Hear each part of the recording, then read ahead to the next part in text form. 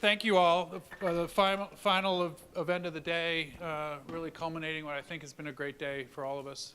Hopefully you feel that too. Our editor-in-chief, Lee Keogh, is going to lead this discussion and introduce the panelists.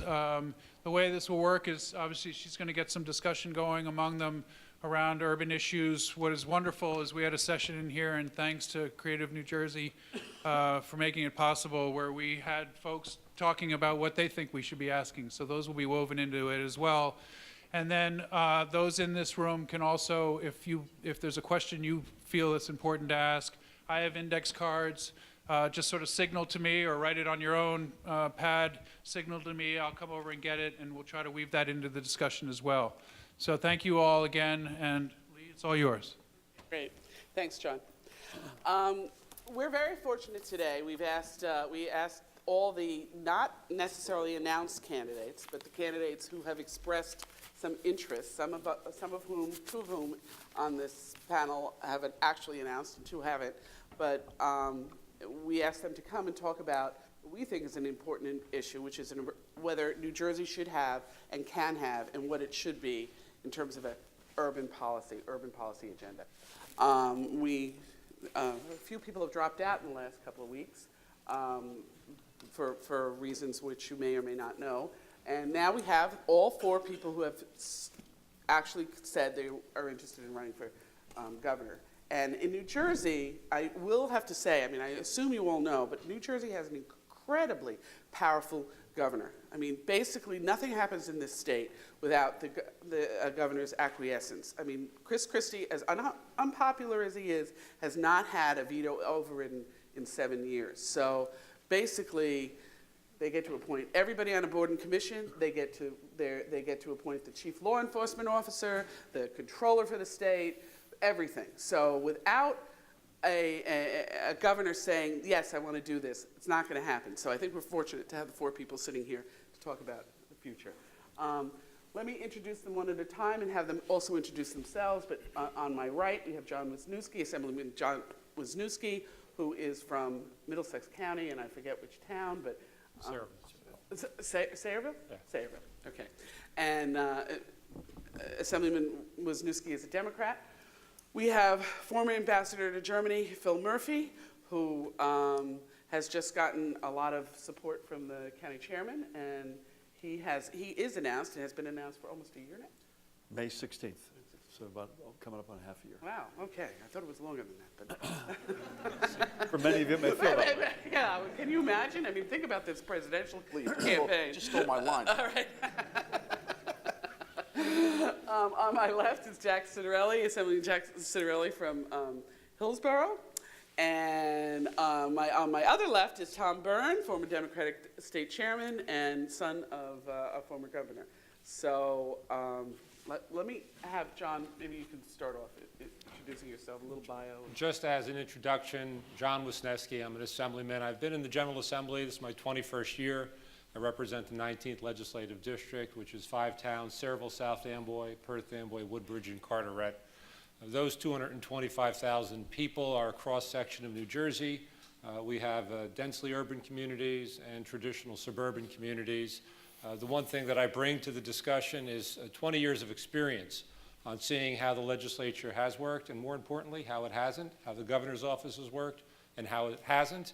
And I think that in looking at an urban agenda, I have a great deal of experience, having served in the legislature as chair of the Transportation Committee, to bring valuable ideas to the table. I look forward to the debate and the discussion. Well done. Philip Murphy, as Lee said, former United States ambassador. I had a 20-year private sector career in financial services, ultimately served as the finance chair for the Democratic National Committee. I have been involved in a number of organizations that have some relevance for today's discussion. I was formerly on the National Board of Local Initiative Support Corporation, which is a big urban renewal and development organization with a foot in Newark. I'm proud to say that I serve on the National Board of the NAACP. We've got a national board meeting tomorrow, which will be thick and complicated in terms of agenda. I live in Middletown, not too far from John, in Monmouth County. My wife Tammy and our 4 teenage children, so please keep us in your prayers. And I'm an announced candidate for governor, as I mentioned, as of mid-May. And the central premise of this conference and this discussion is right on the money for my taste. As the urban centers go in New Jersey, so goes New Jersey. Thank you for having me. Good afternoon, everybody. Can't think of a better place to be on 4 o'clock on a Friday afternoon, so thank you for being here. We have drinks right afterwards. We have drinks right afterwards. But they're here because of us, Lee. not 'cause of them. That's true. I think that is true. Lifelong resident of the state. I've been in the private sector as a full-time employee or business owner for 30 years. I'm on Main Street with my business, and I represent the 16th Legislative District, South Brunswick and Middlesex, Princeton and Mercer, 7 southern Somerset County towns, and 5 central western Hunterdon County towns. I think it is the most diverse district in the state, quite frankly. It's got a little bit of everything, And it's a great microcosm of New Jersey. And though most of the towns I represent are suburban, traditionally suburban New Jersey towns, one thing that I always talk to when I'm with people out there is the secret to the future of New Jersey is the redevelopment and revitalization of our cities. And so I'm very, very pleased and applaud New Jersey Spotlight for having this important discussion today and allowing me to be on the panel with these distinguished folks. And he's our only sole Republican on the panel. So And a declared candidate for governor. Okay. So yes. thank you. Yes. Tom. Good afternoon, everybody. I'm Tom Byrne. I grew up in West Orange, not too far from here, and have lived in Princeton basically since my college days. My family moved there when my dad got elected, so I thought it'd be an hour away from home, and all of a sudden they were right across the street. Whoops. I run an investment management business in Princeton, and I have devoted a fair amount of my time to trying to be involved in civic affairs in a number of ways. I thank Spotlight for doing this. As a trustee of the Fund for New Jersey and as an individual, I've been a supporter of Spotlight. I think that you do great work.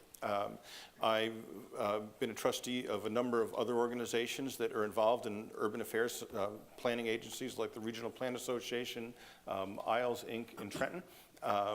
I'm an investor in the city of Trenton. We opened a new cafe across the street from the State House recently to great reviews. It's helped brighten up the street down there. And again, I agree that the urban agenda is incredibly important to the state. I have two overall perspectives and a lot of detail to follow, I hope. Number one is I've been involved in one way or another in these sorts of conversations for probably 40 years. And there's been great progress, don't get me wrong. In a lot of our cities, great things have happened in the last 40 years. At the same time, the issues that we're talking about today are some of the same issues we talked about 40 years ago. There's a poll in your thing. I did a poll when I was Democratic state chairman in 1995. The same issues were highlighted in the urban areas, particularly safety, education, and jobs.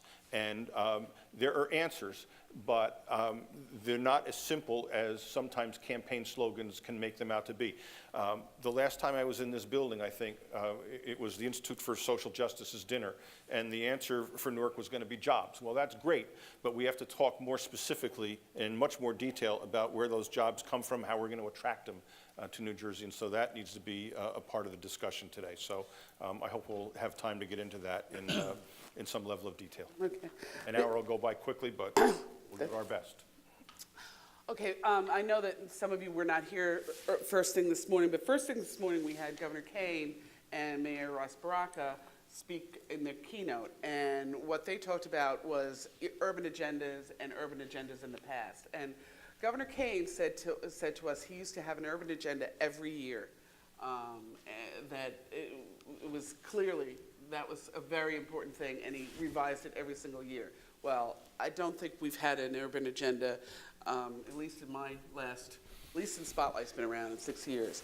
And Mayor Baraka said, in his mind, we needed a Marshall Plan for the state. So you all agree that we need, what I heard here is we all need one. Can we afford one? So maybe let's start with that. Can we afford to put more money in our cities? Well, we can't afford not to. I mean, the real problem is that we have the backbone of a great infrastructure that needs investment. It needs investment in this city and every other urban center in New Jersey. If we don't invest in it, it's only going to get worse. It's not going to get better. So the choice for us isn't about making the decision, do we or don't we? It's about how do we marshal the resources? How do we find the money that is always in short supply in the state budget? We have to, if we're going to be serious about having an urban agenda and funding that agenda, making sure that we in the legislature aren't making foolish financial decisions that only hamstring us as we go down the road. We just made one on Friday in which we gave away $12 billion in future revenue under some specious theory that there'll be growth and somehow that money will magically reappear. When we do those kind of policies, we can't seriously also talk about an urban agenda because we just won't have the resources. I echo much of what John just said. I talk a lot about, we're in right now a place you don't want to be in as an economy. We're flat as a pancake and profoundly unfair at the same time. So it's a zero-sum economy. As some do well and some are doing well, largely special interests, they do well at our expense.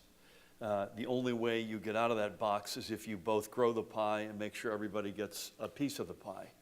I think you grow it on the back of sort of two engines. One is reclaiming the innovation economy space. We were Silicon Valley before there was a Silicon Valley, and taking, as John alluded to, maximum advantage of our God-given location. You mentioned there hasn't been an urban agenda, or Governor Kane said there wasn't one in the past. Well, he had one. But he had one.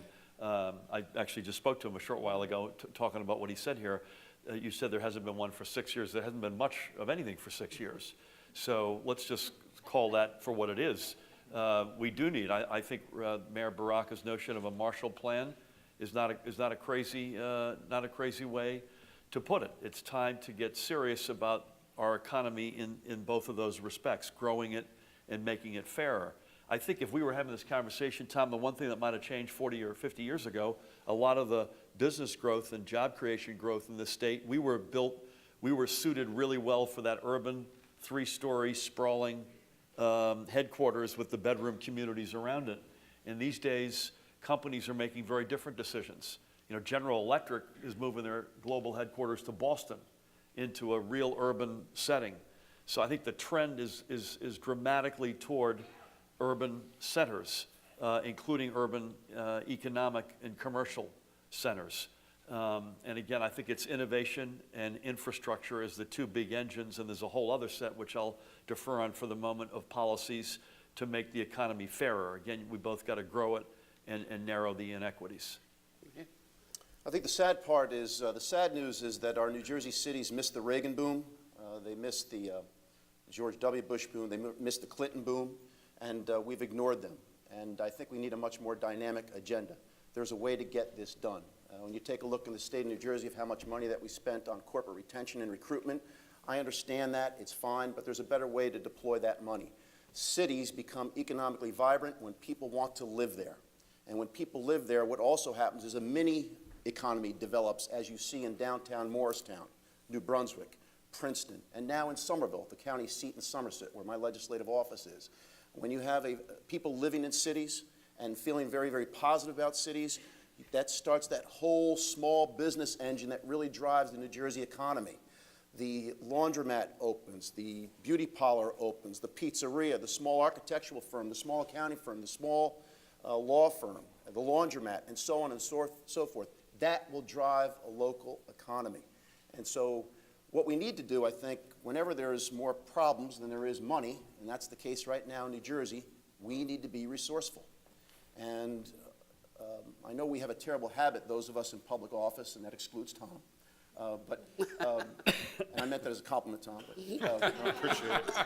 But you need specifics. There are ideas out there. Our state needs to work in better partnership with our county governments, which have dynamic planning divisions. Many municipalities can't afford a dynamic planning division. Counties have them. Counties are great at regional planning, and we need to look across the country for ideas that have worked. I want to give you an example in Detroit. It makes no sense. It's bad news for Detroit corporations if Detroit goes down the tubes. So what did Detroit employers do? When they offered people jobs, they said this: the job offers this, here's the salary. But if you take the job and live in Detroit, you get paid more. That's a local government working in partnership with a corporation. And after all, if people live close to the work, I know as an employer, that's a better quality employee. Absenteeism is less commute is good for the quality of life. So that's a local government working in partnership with corporations to create that vibrant economy where people want to live downtown. Well, I agree with a lot of that. First of all, God bless the millennials. They want to live in these areas. You know, I'm old enough to remember when Hoboken was Hobroken, and now Hoboken is extraordinary. It's a great place. You walk down Washington Street in June, and it's like being at spring break. It's happening. So Sometimes that's you like to see, well, right, you like to see that vibrancy, and you love to see the energy of young people attracted to our cities. And we've got to expand that, and there are ways to do it. There's a lot more we could do with higher ed, and I'd like to get into that later, I hope. But what I want to say now is it's so easy for politicians to promise everything. Yeah, I'm for what you want, I'm for what you want. You know, Mario Cuomo famously said that you campaign in poetry and you govern in prose. So God bless poetry, but pin us down on the prose, okay? And what do I mean by that? I mean that governing really comes down to resource allocation. And you've got limited resources. You can expand them in certain ways, but let's talk about the resources that we have. I'll give you two quick examples. Number one, we talk about safety and how important that is. You do need more of a police presence, I think, in the urban areas. So today, I live in Princeton.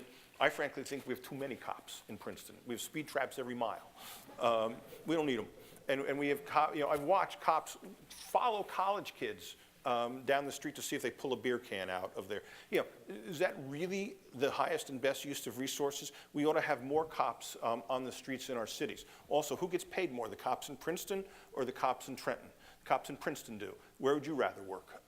And so again, I think the state can have an influence in making sure that we allocate existing resources properly. Example number two, and this is where it gets tough, and this is where I've taken a ton of heat already. In addition to being chairman of the State Investment Council, and no, we didn't lose $6 billion last year, and we'll get into that maybe later, Phil, per your email yesterday. We did not. We pay out $10.9 billion a year in benefits, and so what I did is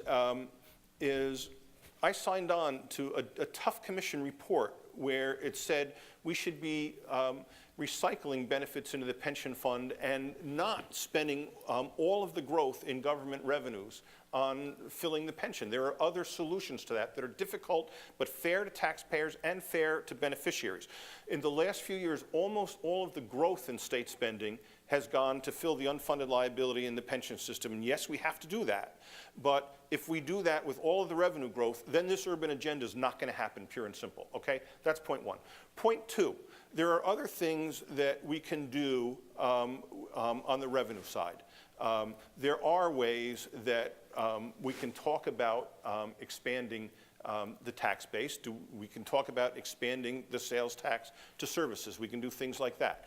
I think the next governor is going to have to reverse what's been done on the sales tax. I think it's just patently ridiculous and frankly a ploy to make the next governor look bad early on.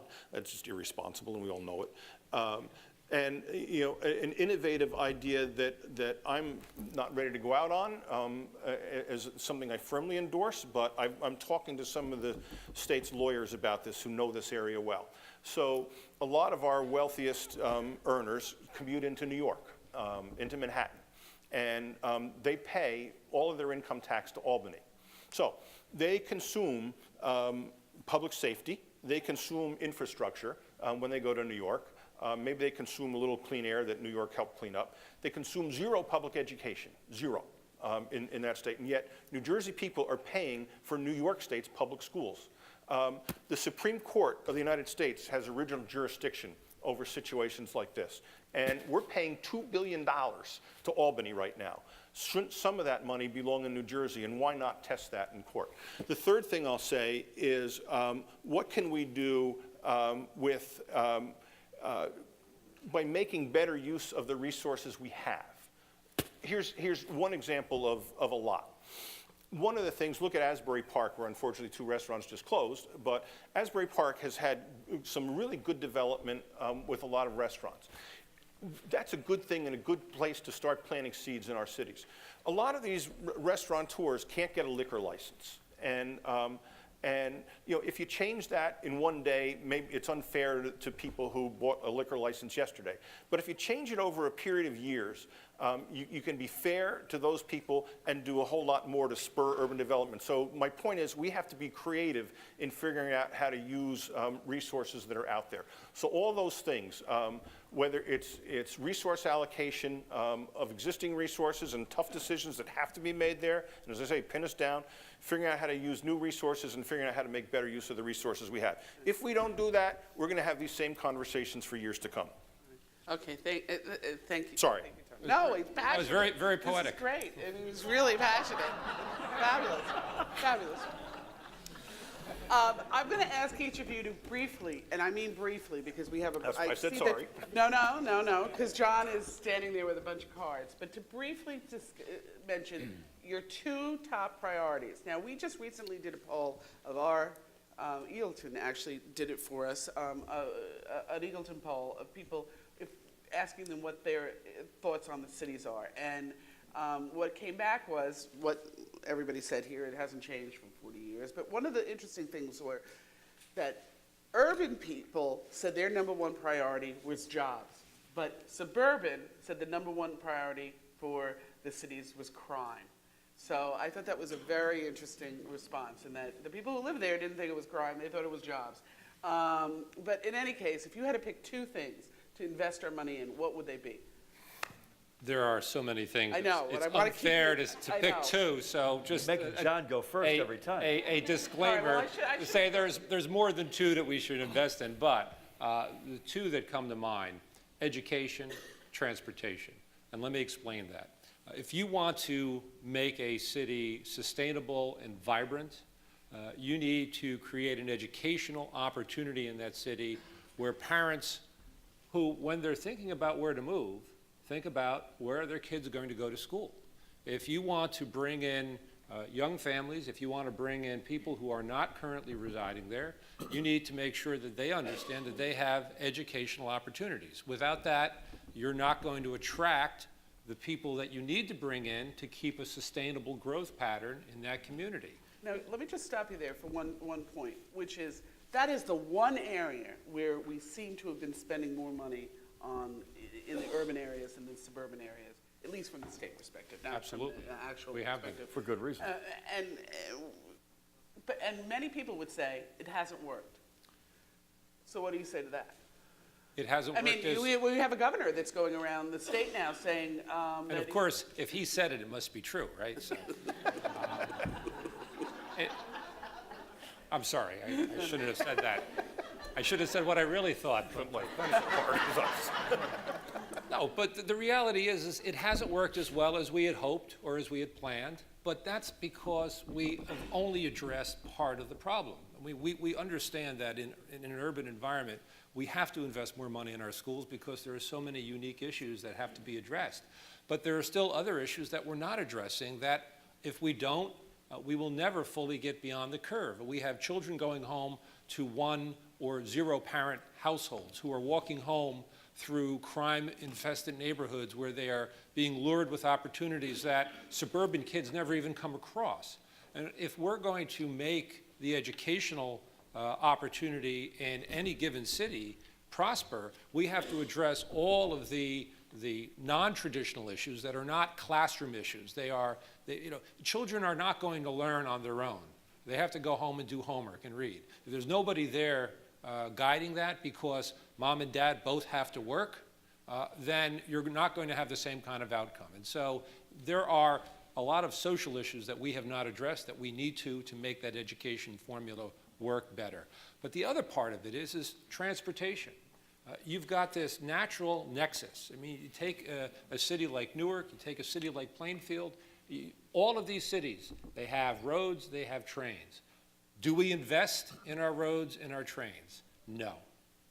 Not even close. And when you look at what you've read in the New York Times in the last couple of days about New Jersey Transit and the number of safety violations and the failures in that organization, there's no wonder why people are not looking, the millennials who would love to have a place to live where they don't have to have a car and they can get on a train and go to work. If they look at our urban centers, they're saying, well, I'm not sure I can get the train to work. I'm not sure it's going to be there when I need it. And so those are the two key investments we need to make. We invested in the trust fund. We put 23 cents a gallon. It's going to run out in 8 years, and it takes us 28 years to raise the gas tax, so we got 20 years of no funding coming up. But the reality is that that funding is still not geared towards mass transit. It's geared towards more traditional automotive transportation, and that's a mistake as well.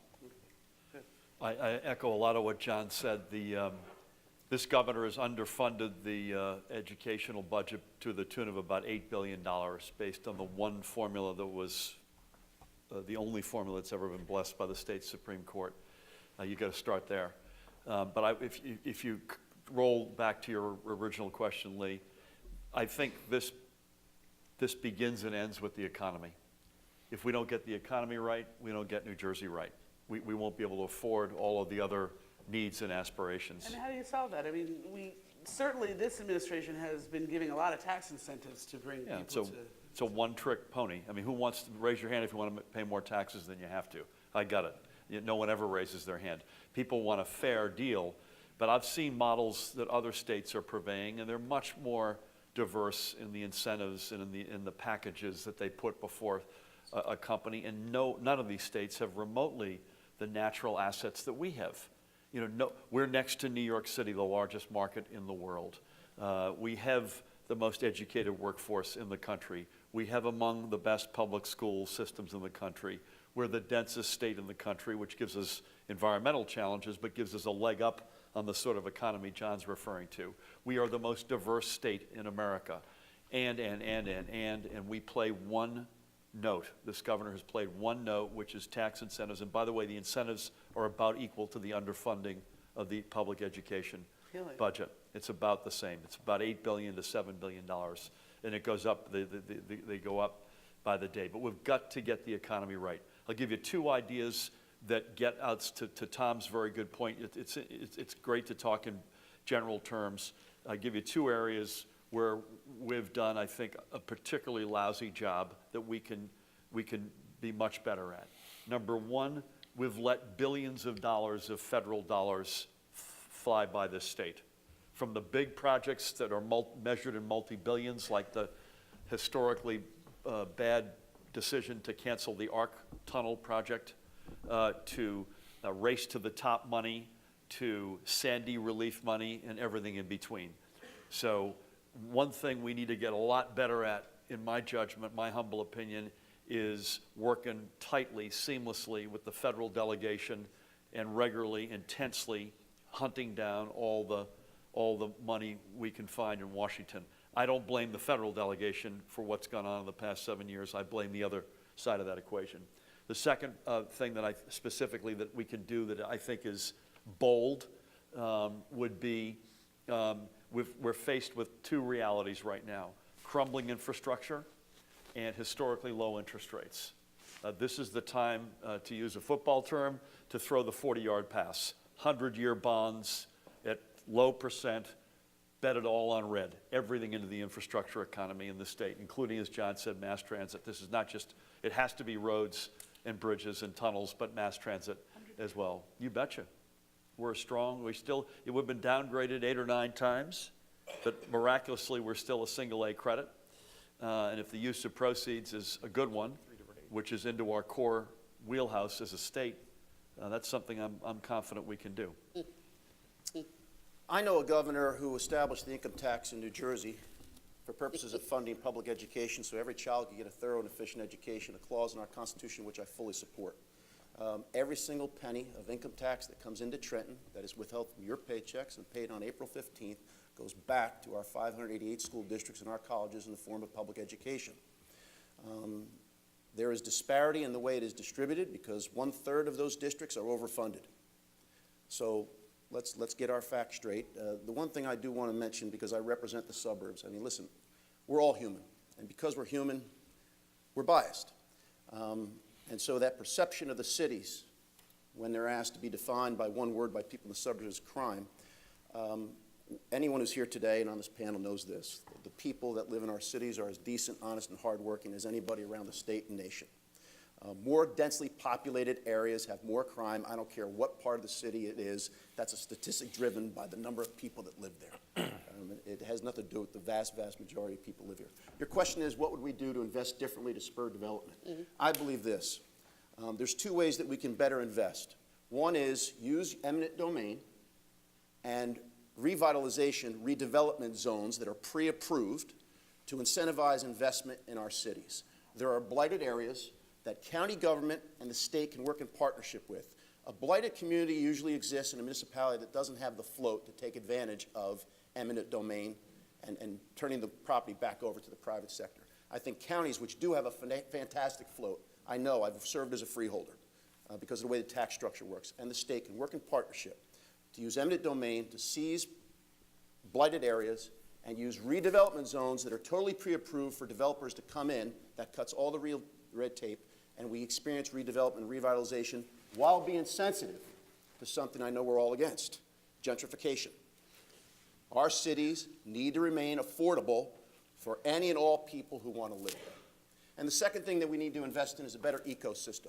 One of the reasons why you heard that GE left Connecticut and went up to Boston, it's not just about tax rates, although tax rates have a lot to do with it. Boston has a phenomenal ecosystem. Its colleges and universities work in partnership with the corporations there to provide a feeder program for all the new talent.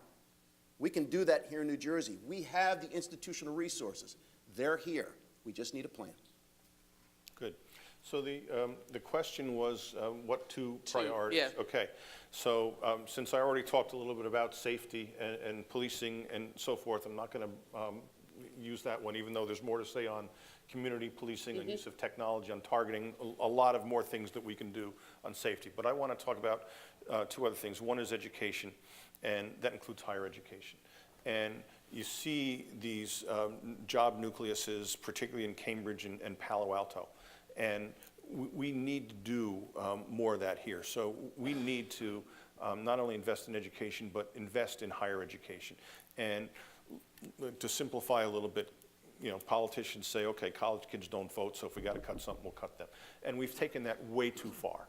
And okay, whether they vote or not, it's in our interest to make sure that we have a stronger higher education system in this state that attracts more and more people. I was talking to the CEO of one of our major, retired CEO of one of our major pharmaceutical companies, who said that it's not only the interplay between private industry and higher ed on a research basis, it's that scientists want to live in those sorts of communities. And so we have the nucleus, but we can do a lot more, and we have those models out there. I was talking to the CEO of another one of our largest companies, and he said to me, do you know how many research scientists we have in the state? And I said, no, I don't. And he said, 0. He said, I can't get them to come to New Jersey. And so this is one of our biggest companies, and they have admin in the state. We've lost in the last 2 decades, 50% of the market share in employment in the pharmaceutical industry. And we've got to turn that kind of stuff around. And so investment in higher ed, investment in education, all the STEM stuff we all know, and I think we probably all agree on. But then we all, I guess, did a screening with the NJEA last weekend, and I said some things where I knew that I wasn't going to get their endorsement. They said, you know, do you favor a moratorium on charter schools? And I said, charter schools have helped in a lot of our urban areas. There was an editorial in the New York Times either yesterday or today, I can't remember, saying the same thing, and that it was short-sighted to do stuff like that. And so, again, you know, to win a Democratic primary, you agree with them on everything. To run a state properly and run an education system properly, maybe not so much. And so one of the other things that I said is, yes, we have to fully fund the schools, but we have to ask for some measure of accountability in return. And that means, in my view, it means empowering principals, training them. And again, that's something my wife and I have privately supported. This organization called New Leaders that trains principals in urban schools. And at some point, I think most teachers are great, but as in any profession, some aren't. And the tenure system, I think, needs to be changed. And even the NJEA, when we were talking, acknowledges that the recent changes, extending the review process to 4 years really didn't make any difference. And so there are a lot of things that have to change to make our education effective. And so you were talking about higher education, regular education, and those are two, K through 12 education, those are two issues that you would consider part of the urban agenda. Yeah, well, I want that to count as one, but I know I've taken too long. So the other thing that I want to talk about is job creation. And, Okay. and I will stop and maybe come back to it. Yeah. But just to say that there are things we can do in our tax code that would help create jobs. We talk about jobs and we sprinkle a little fairy dust and jobs are going to appear? I don't think so. So that's a whole separate conversation. Okay, I think John has. I do have a some couple. questions for the- First of all, for anyone who says NJ Spotlight doesn't deliver you the news first, Governor Christie just signed the Transportation Trust Fund, and so construction will begin. So thank you. Breaking news. But we're not going to go there. I am. And I don't think these people are very happy about that. But Yeah, but we'll come back. A couple of questions, and I'm going to ask them for yes or no answers, and I know that maybe, we'll see. Tomorrow, the NAACP will vote on a proposed moratorium on the charter school growth, and we'll start with Mr. Murphy, who's on their board. A lot of speculation of what you're going to do, but I also, and again, yes or no, maybe with a sentence, and then I'd also like to put the notion of charter schools before the other gentleman up there in terms of it is, obviously a very hot button subject in our urban school districts. This question I can't give you a yes or no on because this has been very distorted and it's very complicated. The moratorium itself is internally inconsistent, and so it's not subject to an easy yes or no. So Or let me phrase it, would you support a moratorium, even a temporary one, on charter schools in New Jersey? I'll give you my the best way I can put it.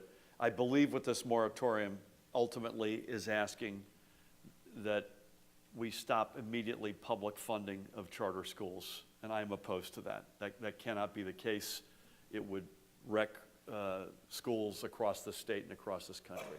I guess I'll be a little, because there's a bill in the legislature that would, not about public funding, but about the state's approval of new charter schools or the expansion of charter schools in the state. I'm a big critic of the governance and the way the charters have been established under Governor Christie. I'm a big critic of that. So I'm not sure I know what that bill is, but the way it's been done is not the way I would support or I would do it. Someone, Wisniewski? Former Speaker Joe Doria was the biggest proponent that I know of charter schools, and he viewed them as laboratories of innovation. Over the years, they have ceased to be laboratories of innovation as much as boutique schools. We can't afford, if we're not fully funding the School Funding Reform Act, we can't afford to continue to take more dollars out for schools that don't address the real reason charters were created, to give parents an alternative when the school system's failing. So in terms of creating new charters, not talking about cutting off funding, but creating new charters, until we can get a handle on how the regulations have really gotten out of control, we shouldn't create any new ones until we're sure that they're only being created to provide educational opportunities to parents and children who don't have anywhere else to go. So that sounds like a yes. That's a yes. Okay.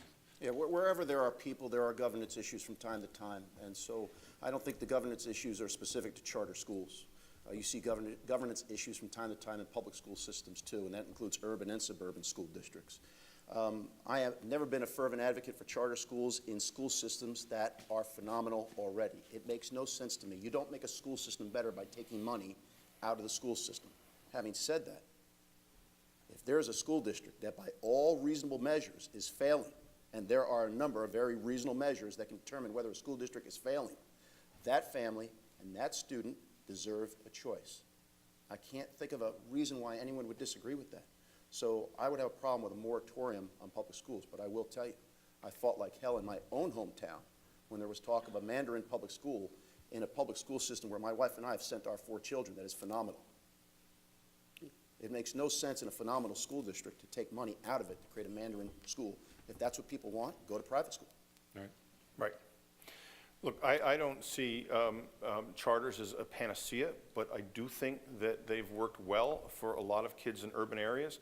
And I'm basically in favor of what's best for kids, not what's best for other entrenched interests. And you can study an issue without a moratorium. And so there should always be a very careful process for granting new charters.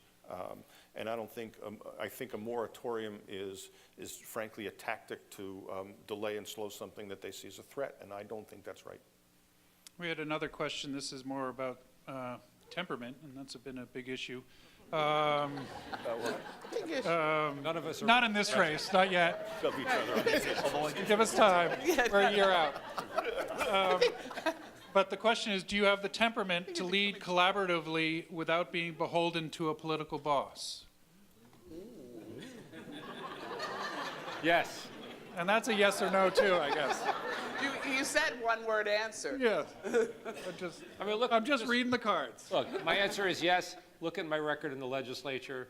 I stood up to Democratic governors and Republican governors on issues that I didn't think were right for the people of the state of New Jersey. I'm not afraid to stand up and speak my voice. I think, Phil, that a couple of people have said to me today that one of the things, you've gotten so much support from the county chairman that they worry that there's a negative to that. Listen, I'm humbled by the support, but our campaign, and I suspect many of you have seen it because I'm probably bombarding your email accounts, we're taking it to the streets. We are absolutely taking it to the streets, and that has not changed one iota. So I'm humbled and appreciative of the organizational support.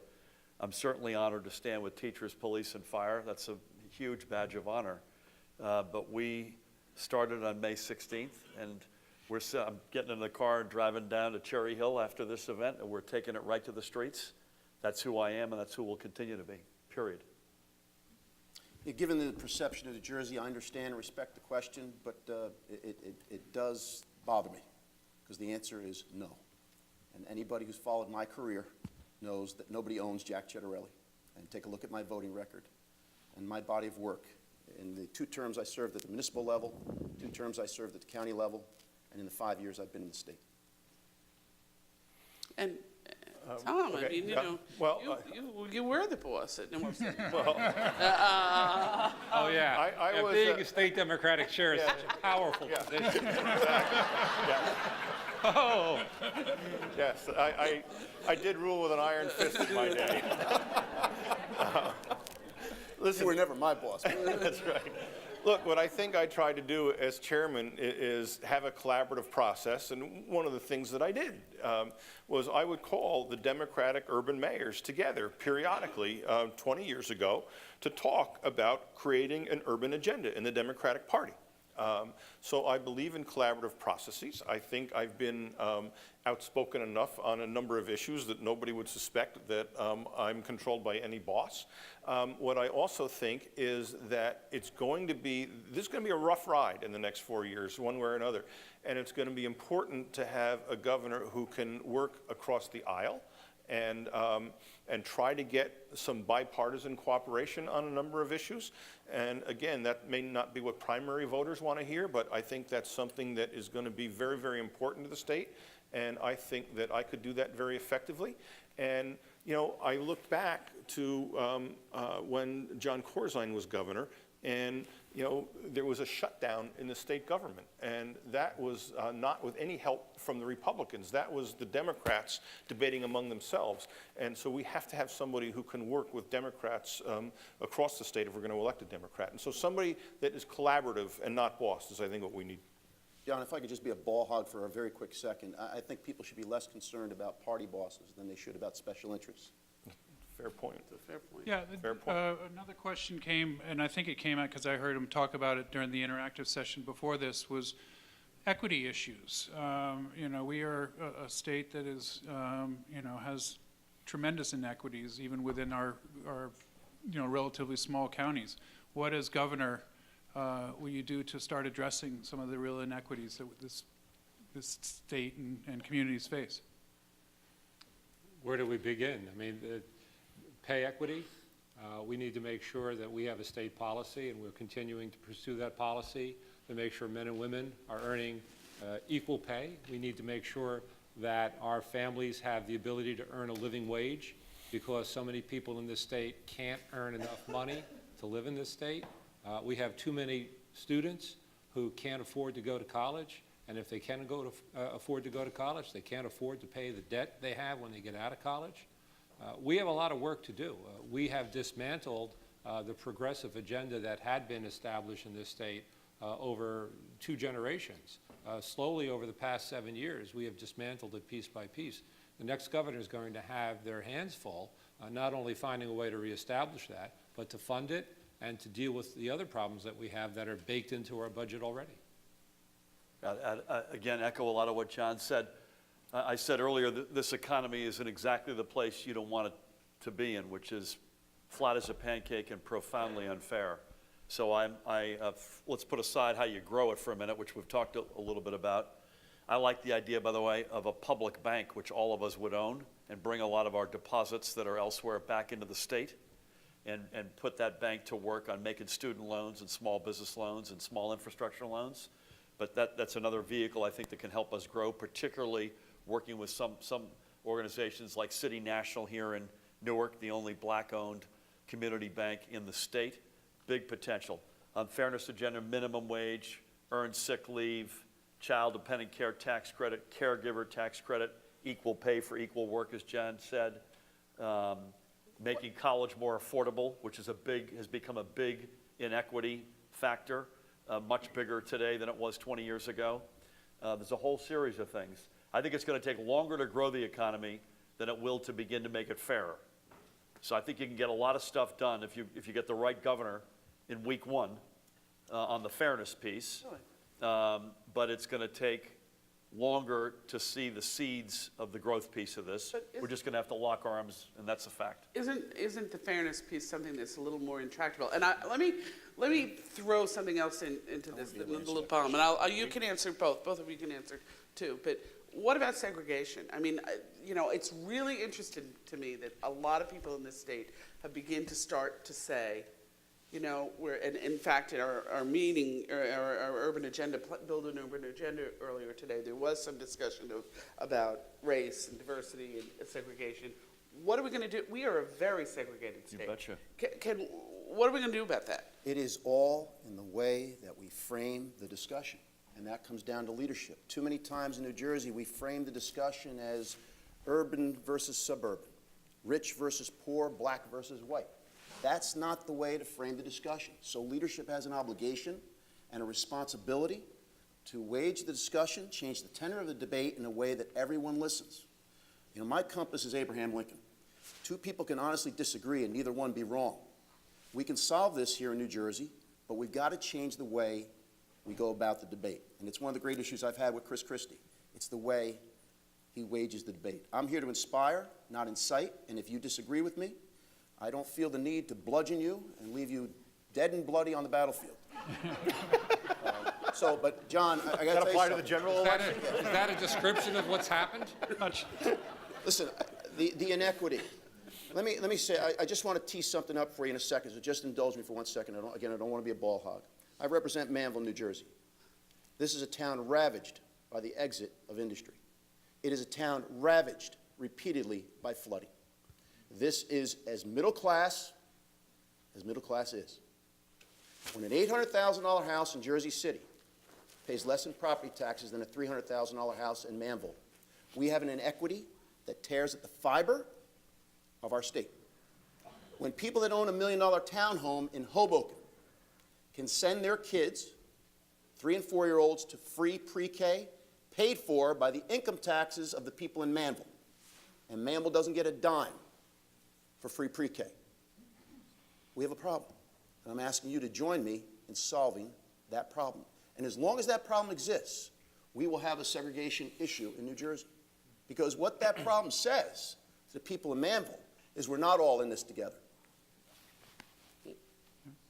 Yeah, I mean, Jack wrote a very good op-ed a couple weeks ago on this subject, talking about basically millionaires on the Gold Coast getting huge tax breaks, and you're absolutely right, it was a very good piece.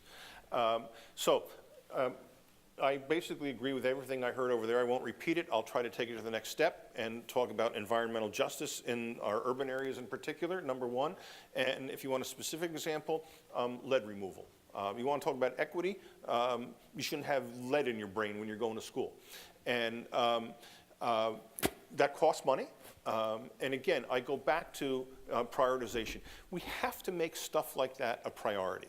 And when you're all things to all people, I worry that that doesn't happen. I worry about social service agencies who are not getting paid by the government already. They're in Illinois, where they have a constitutional amendment on the pension. There's social service agencies that haven't gotten paid for over a year because the Constitution in that state says that all the money has to go to pay the pensions before you do anything else.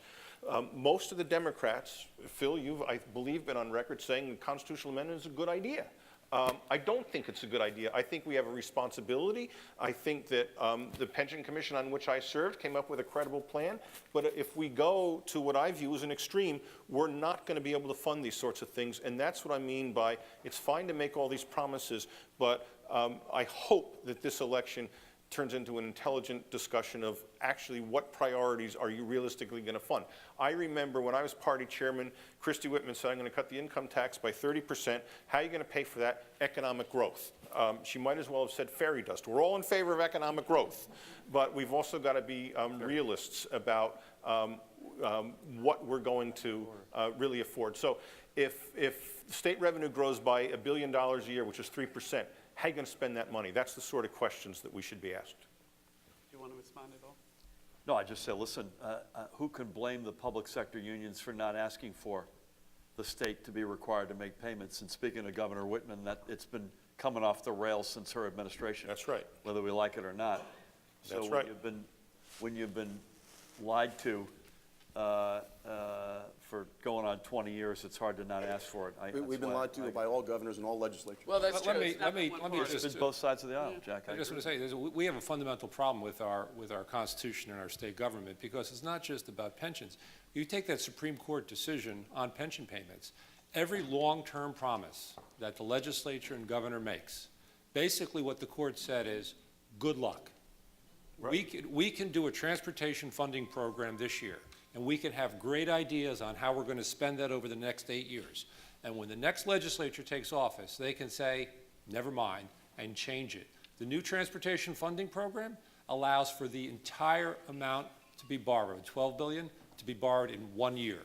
There's no limit on it. And so there has to be a rule that we don't have now that says if we promise the people of the state of New Jersey, whether it's a defined benefit in retirement or a transportation program, that promise has to be kept. And right now, that's not the law of the state of New Jersey. If I may add one thing there, Lee.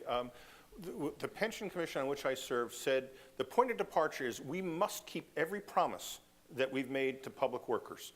But there are ways to do it. So one of the things we said is that public workers in New Jersey have the most generous health care plans of any state in the country.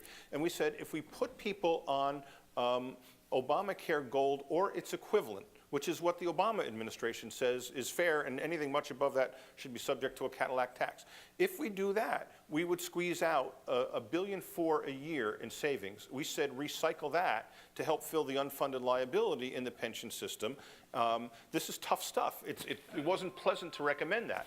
But if we don't make those sorts of hard decisions, then we're not going to have the money to fund all these other wonderful things that we're talking about. And so we thought that was fair to taxpayers, but we thought it was also fair to beneficiaries because going forward, all we're saying to them is accept the same benefits that are common, if you're lucky, elsewhere in the country.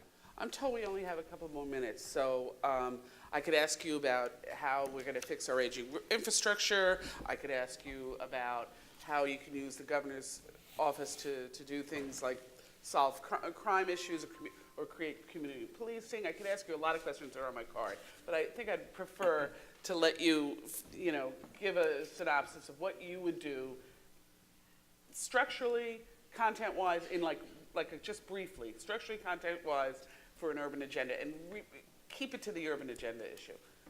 How will I solve the problems of the state of New Jersey in 10 seconds? Yes, that's exactly what I want. No, just how you'll explain it. You don't Right. have to do it. Well, look, there's a couple of things that are really clear about the state of New Jersey.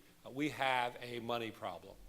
We have a hard time managing the money we have, and that goes back to the power of the office of the governor. Because at the end of the day, there's one guy who gets to say how much money the state gets to spend each year, and that's the governor. Legislature has no say in it. And then once that number's set, we're off to the races. And depending on where you're at in an administration, it's either ridiculously high or ridiculously conservative, but at the end of an administration, we wound up not having any reality. We have to change that. And we have to get that under control if we're going to solve any of these problems. Because we can't continue to promise to solve things and not have the financial resources to do it. And that is, if you take all of these issues, school funding, an urban agenda, transportation, it's a lack of ability to manage our finances in this state. And that's a problem that we've had repetitively. And we keep going back to the same answers time and time again, and we expect different results. That, my friends, is the definition of insanity. We have to change that model. A two-part answer, and I will be brief, as John was. Number one, it's the economy, as it relates specifically to an urban agenda. So it's an all-in strategy with lots of different pieces on the innovation economy, the infrastructure economy. In both cases, Newark, Patterson, Trenton, Camden, you pick your urban center, will benefit enormously. And are you talking about the general economy of the state of New Jersey, or the specific city economy? I'm saying that the general economy, in my judgment, the big fixes, the big engines are innovation and infrastructure, but no places will benefit more from those initiatives than the big cities. Mm-hmm. And Newark would be at the top of that list. Infrastructure, again, back to some of John's points, overwhelmingly Newark is the big winner if you can figure this out. And again, the federal government has to be right alongside of us. Because they're going to have to fund a big chunk of this. More generically, a little bit on Tom's point, this is not a state that people can trust any longer. We need a governor where we get back to a reputation as being a place you can trust. And right now, we're not trustworthy. We may have different ideas as to how you get back to that place, but we must be the folks that say, you know what, if that governor, if that state says it's so, it is so. We are not there now. I'd like to say I'm a huge optimist. While we're in crisis, while the next couple of years are not going to be pretty, anyone who tells you that is not telling you the truth. We have enormous potential. You know, we've squandered a lot, but that's been man-made. That means we can get it back by man's actions as well. And lastly, I would say, Lee, that, and the way I've said it is this, and by the way, I think everyone up here is a good person in the category of the right people going into government or in government for the right reasons, trying to do the right things. People want a high-character governor. They don't want any backstory. They don't want any drama associated with it. The way I put it is, I want you to judge me on making decisions that at every step are best for the next generation, not what's best for my next election. To have that sort of political courage. I would admire all these guys up here. I think they very much passed that test. But it is a pass-fail test for our state that the next governor be that person who we can trust. Thank you. We need a very bold, comprehensive urban agenda that is worthy of bipartisan support. And I don't think I'm oversimplifying it if I ask you to go back 20 years in New Brunswick and see New Brunswick today. I don't think I'm being overly simplistic if I ask you to go back in Somerville 10 years ago and come to Somerville today. I own a building on the main street of Somerville. It is also where I have my legislative office, and it is leveraging the private sector and entrepreneurialism and a very enterprising populace, because the American dream is still to own your own business. And there is a very small economy that is thriving in downtown Somerville, as it does in Morristown, Princeton, and New Brunswick. It can happen with the right type of planning and incentives from the state, the right type of leveraging of county resources. And again, we need a plan, and you deserve specifics. And for me, the specifics are we need to leverage eminent domain and redevelopment zones that make it turnkey for developers. In those situations, it is the local planners, the local people who articulate a vision in their planning document in partnership with the county. And what they say is, here's what we'd like to see happen on these 2 or 3 blocks. And any developer that comes in does not have to worry about the local planning board and zoning board because it's all pre-approved. It's a partnership. It's a public-private partnership. It can happen. And what man has created, man can solve. We can do it, but we need an urban agenda. Absolutely, we need an urban agenda, and I don't want to repeat the stuff I've said about safety, the stuff I've said about education. I'll talk a little bit more about jobs, because everybody says, let's just have some more jobs in the city and that'll solve everything. Well, I've spent a lot of time talking to tax experts. I mentioned the thing about New York State, but our tax code is weird in that it penalizes investment in new ventures in a way that the federal tax code does not. And so there are technical things that I think we ought to fix to encourage more venture investment in the state, and that will in turn help us create new jobs and get people to want to invest, to make it a more economically rational decision to do that. And so those are, in the weeds details that I think we have to do. And similarly on the regulatory front. So I told you that we own this building, we opened this cafeteria in Trenton. The permitting should have been totally routine. And God bless Mayor Jackson in Trenton, I think he's a terrific guy. But going through the regulatory process in places you would have thought we were building a nuclear power plant across from the State House. I mean, there's a place for regulation and so forth, but the routine stuff really ought to be routine and simple. And so there are things that we should be holding hands with entrepreneurs, small job creators and big job creators. The CEO who said, I got no research scientists in New Jersey, treat him as a customer. Have him to dinner and say, what do I have to do to get you to have research scientists in New Jersey? How do we regain what we've lost in the pharmaceutical industry?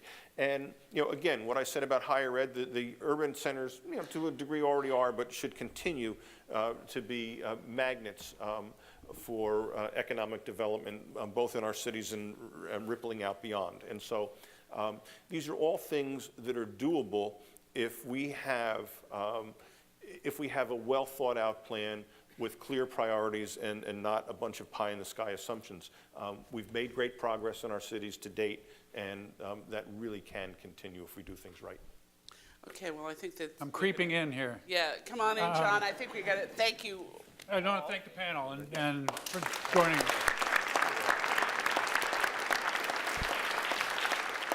And I really want to thank all of you for making this, I think, a great day. And much like this panel, we couldn't solve all the problems in an hour and 10 minutes.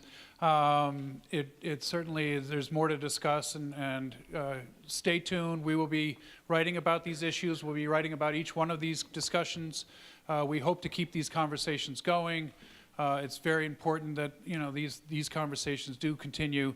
But I want to thank all of you, and as a reward, we have a reception downstairs in Nico's, and please join us there. Don't mingle up here. If you're going to mingle down there. But thank you all for coming, and safe travels now that there's no more construction.